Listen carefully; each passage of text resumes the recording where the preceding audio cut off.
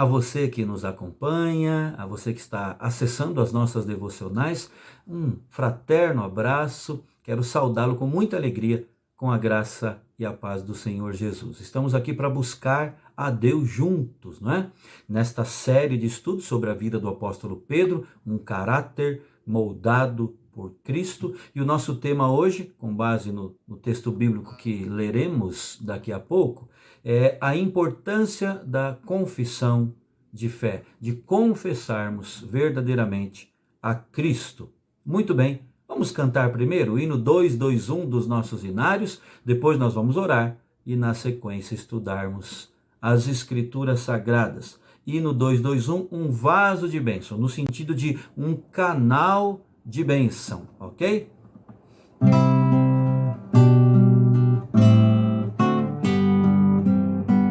Quero ser um vaso de bênção, sim, um vaso escolhido de Deus, para as novas levar aos perdidos, boas novas que vêm lá dos céus. Faze-me vaso de bênção, Senhor, vaso que leve a mensagem de amor. Eis-me submisso e ao teu serviço eu me consagro, bendito Senhor. Quero ser um vaso de bênção, para todos os dias fazer os culpados que vivem nas trevas o perdão de Jesus conhecer. Faze-me vaso de bênção, Senhor, vaso que leve a mensagem de amor. Eis-me submisso e ao teu serviço eu me consagro, bendito Senhor. Quero ser um vaso de bênção, sim, um vaso de bênção sem par, anunciando que os crentes em Cristo, jubilosos nos céus hão de entrar. Faze-me vaso de bênção, Senhor, vaso que leve a mensagem de amor. Eis-me submisso e ao teu serviço eu me consagro, bendito Senhor. Para ser um vaso de bênção é mistério, uma vida real, uma vida de fé e pureza, revestida de amor divinal. Faze-me vaso de bênção, Senhor, vaso que leve a mensagem de amor. Eis-me submisso e ao teu serviço eu me consagro, bendito Senhor.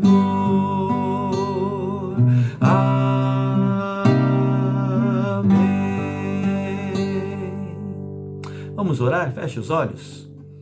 Ó Deus, Pai querido, nós te louvamos, ó Deus, pela oportunidade de estarmos aqui com o mesmo objetivo de buscar o Senhor, de aprender do Senhor, de depositar a nossa vida diante dos teus pés. Obrigado a Deus, porque o Senhor está presente, o Senhor nos ouve, o Senhor cuida de nós. Queremos, ó Deus, a exemplo do que cantamos agora, sermos esses canais de bênção, que transmitem, que levem a mensagem do Evangelho, que no mundo em caos, no mundo em desespero, no mundo de trevas, possamos levar a tua paz, possamos levar a tua luz. Agora, Deus, pedimos que o Senhor abra a nossa mente e coloque lá dentro do nosso coração o ensino do Senhor, ensino que faz toda a diferença, ensino que molda as nossas vidas, Pai. É a nossa oração e nós a fazemos em nome de Jesus. Amém. Amém. Muito bem, queridos, eu gostaria agora de ler a palavra do Senhor com os irmãos. Abra lá em Mateus capítulo 16, A partir do versículo 13, nós leremos Evangelho de Mateus, capítulo 16, a partir do versículo 13.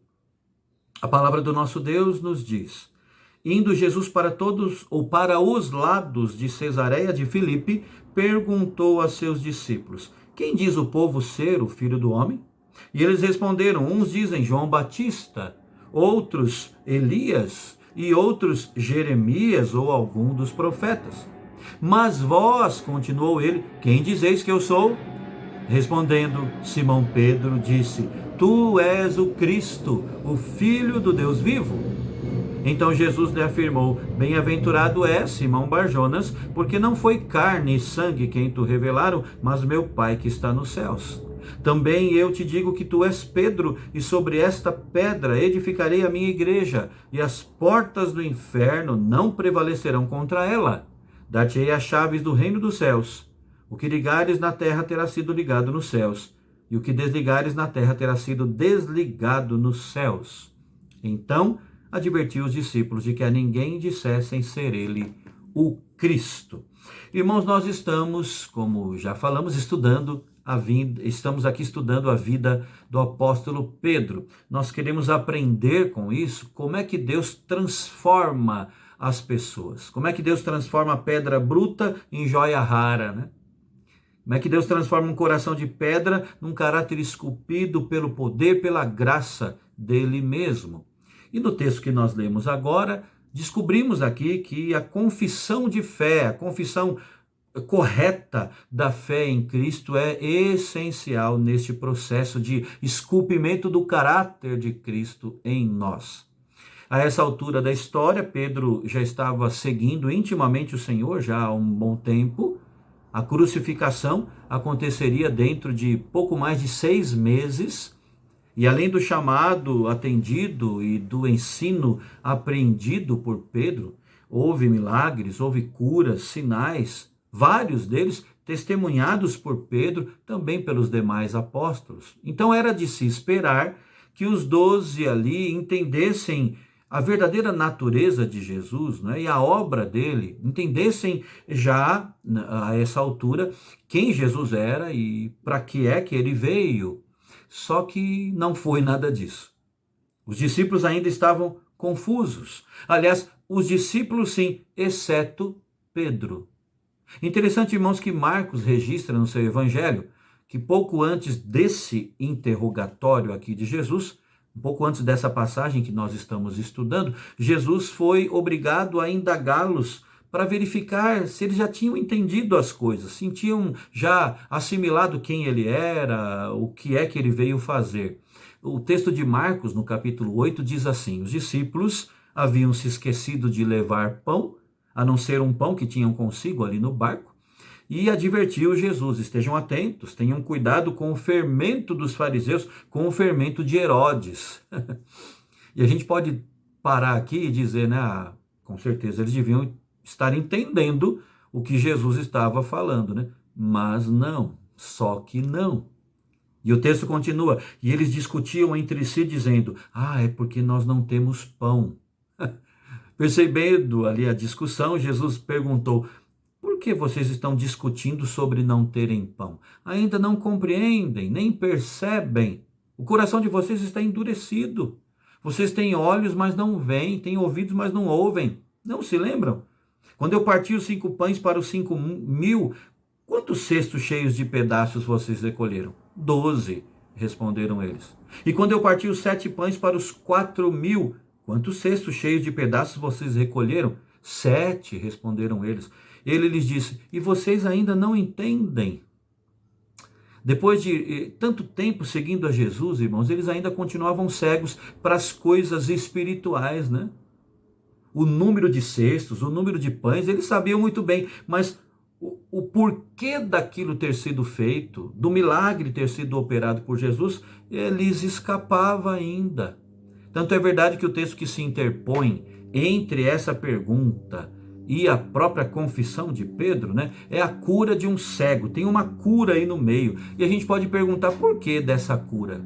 Por que a cura de um cego justo nesse ponto? É que Jesus queria deixar claro que não é o tempo de igreja que determina a genuinidade da fé de alguém. Não é o tempo de caminhada que define se alguém é ou não genuinamente convertido. Se você for lá para o texto paralelo de Marcos 8 e analisar essa cura no meio disso tudo aí, você vai entender exatamente isso. Não é o fato de estar no grupo dos irmãos, não é o fato de constar no hall de membros que atesta a salvação de uma pessoa. Muitos estão há tempos nessa jornada, já aprenderam o vocabulário crentez, já conhecem todas as regras, por assim dizer, mas ainda não entenderam quem é Jesus de verdade. São totalmente cegos.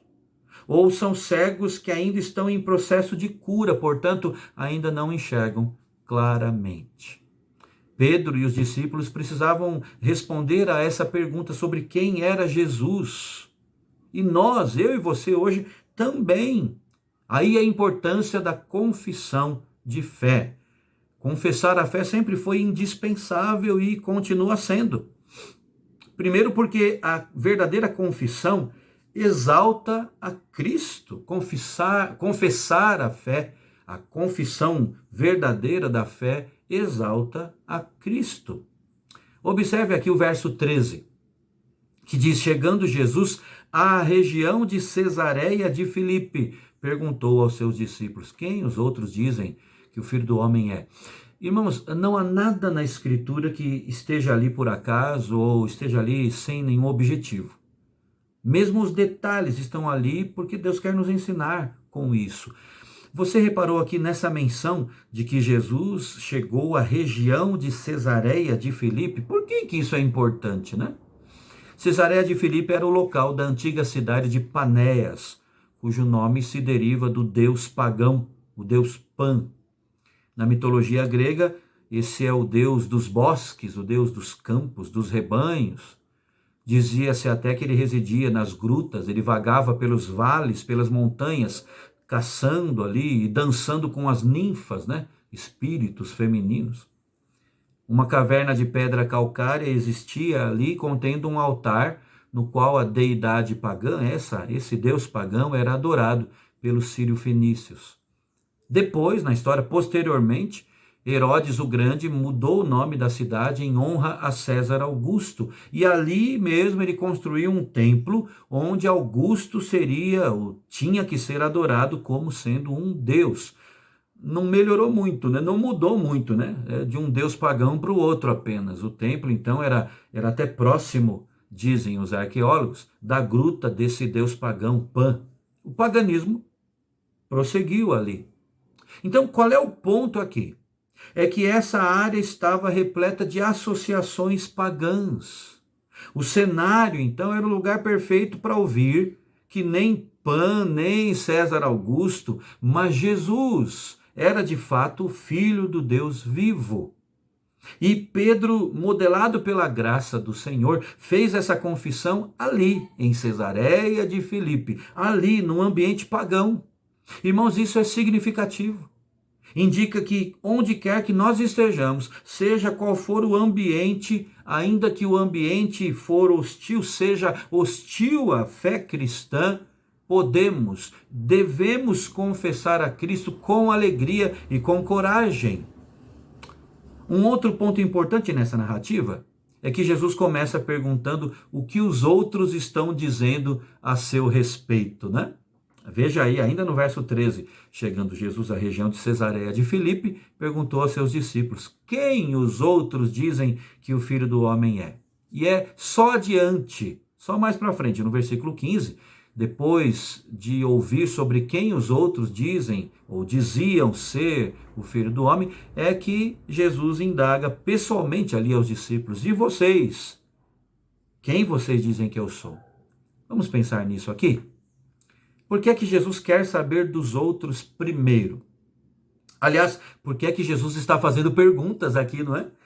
Ele não precisava fazer isso, ele não precisava indagar ninguém. Como está registrado no Evangelho de João, Jesus conhecia tudo sobre todos e não precisava que lhe falassem a respeito do coração humano, porque ele sabia tudo sobre o que estava ali dentro do coração, da mente das pessoas. O que, na verdade, Jesus estava fazendo aqui é oferecer aos discípulos a oportunidade de confessarem a fé que eles tinham nele mesmo. A oportunidade de confessarem exatamente em quem eles criam que Jesus era, em contraste, fazendo um contraste com o que os outros ali ao redor, os descrentes, acreditavam, confrontando assim a idolatria dos seus corações, o paganismo ali das pessoas. E vamos lembrar que o contexto ali era aquele ambiente pagão de Cesareia de Filipe. Michael Card, comentando esse texto, escreveu falando exatamente nessa linha, Ele disse que a pergunta do Senhor deve ser encarada como uma concessão de uma chance de dar o passo seguinte na fé e no entendimento de sua real identidade. Quem crê, confessa publicamente isso, a sua fé em Cristo. Você deve se lembrar até das palavras do próprio Jesus, registradas no Evangelho de Mateus mesmo, mas no capítulo 10. Jesus disse: quem, pois, me confessar diante dos homens, eu também o confessarei diante de meu Pai, que está nos céus. Mas aquele que me negar diante dos homens, eu também o negarei diante de meu Pai, que está nos céus. Eu quero concluir, irmãos, apontando aqui algumas coisas muito oportunas, eu creio. Porque isso nos leva a pensar, isso tudo que vimos hoje, de forma bem breve, é verdade, nos leva a pensar em pelo menos em duas aplicações bem práticas. A primeira delas é quanto ao aspecto público da nossa fé, ou da fé cristã. Já parou para pensar nisso? No aspecto público da fé que nós professamos em Cristo? Alguns dizem que podem ser cristãos sem que ninguém saiba disso. Eu sou de Deus, eu tenho Deus no meu coração, isso basta, não preciso alardear isso, não preciso falar disso, ninguém precisa saber, é algo que está aqui no meu coração, é algo sério, mas está aqui dentro, e isso é o que importa. Irmãos, esse é um grande erro, é um grande equívoco, é um grande engano, é um engano do inferno, de Satanás nas nossas vidas. Como nós vimos, o próprio Jesus disse que isso é necessário. O que é que é necessário? Confessar, ou confessá-lo diante dos homens é algo necessário. E confessar, a gente vê lá no dicionário, é nada mais, nada menos que manifestar, externar. É o contrário de guardar. Confessar é noticiar, é transparecer. Sendo assim, nós negamos a Cristo quando nós abrigamos pensamentos e atitudes como estes aqui, Então pense nisso com muita, mas muita seriedade. Não é possível seguir a Cristo e ter a bênção dele sem confessá-lo diante dos homens. Então, se o seu compromisso com Deus está ali fechado hermeticamente, está ali contido, guardado, reservado, é algo só seu, isso não está certo. Quem, pois, me confessar diante dos homens, disse Jesus, também eu o confessarei diante do meu Pai que está nos céus. Mas aquele que me negar diante dos homens, eu também o negarei diante do meu Pai que está nos céus. A outra aplicação importante, irmãos, que nós precisamos fazer com base no texto aqui de Mateus, é quanto a florescermos onde Deus nos plantou. Isso é mais que uma frase bonita. É algo que nós devemos trazer para a prática, para a nossa vida cotidiana. Devemos, eu e você, florescer onde Deus nos plantou. Muita gente pede oração para que Deus lhe dê outro trabalho, não é? Porque lá no trabalho onde estão, o ambiente é ruim, as pessoas se opõem ao Evangelho, o clima ali é carregado, é pesado e assim por diante. Quem sabe nós mesmos, eu e você, já fizemos isso, já pedimos oração assim, dessa maneira, A questão, irmãos, é que nós esquecemos de algo muito, mas muito importante. Esquecemos que o Deus soberano, o soberano das nossas vidas, é que nos coloca aqui e ali. Se o motivo para mudar de trabalho, por exemplo, é que lá o ambiente é carregado, é cheio de descrentes, isso não é motivo de jeito nenhum. Floresça onde Deus te plantou. O que acontece, irmãos, num lugar escuro quando a luz é acesa? O que acontece? O que é que desaparece? A escuridão é que vai embora, não é?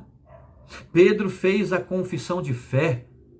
Tu és o Cristo, Filho do Deus vivo, num ambiente cheio de paganismo, num ambiente no qual a fé em Deus não era aceita pela maioria, pelo menos. Na verdade, não era aceita por quase ninguém ali. Aliás, é justamente neste cenário que precisamos confessar o Evangelho. Então, pense seriamente sobre isso. Deus nos coloca onde Ele quer, justamente para que o testemunho do Evangelho seja dado. É por isso, então, que muitas vezes nós estamos colocados, ou fomos colocados por Deus, em lugares de escuridão. Portanto, floresça onde Deus te plantou. Vamos orar agora com os nossos familiares, com isso na mente e no coração, e rogando a Deus que ajuste os nossos olhos espirituais, né? Que o nosso foco seja o das Sagradas Escrituras. A verdadeira confissão de fé sendo externada da nossa boca, da nossa vida, e que a luz de Cristo, através de nós, alcance outras pessoas. Um forte abraço, até o nosso próximo estudo, se assim Deus quiser.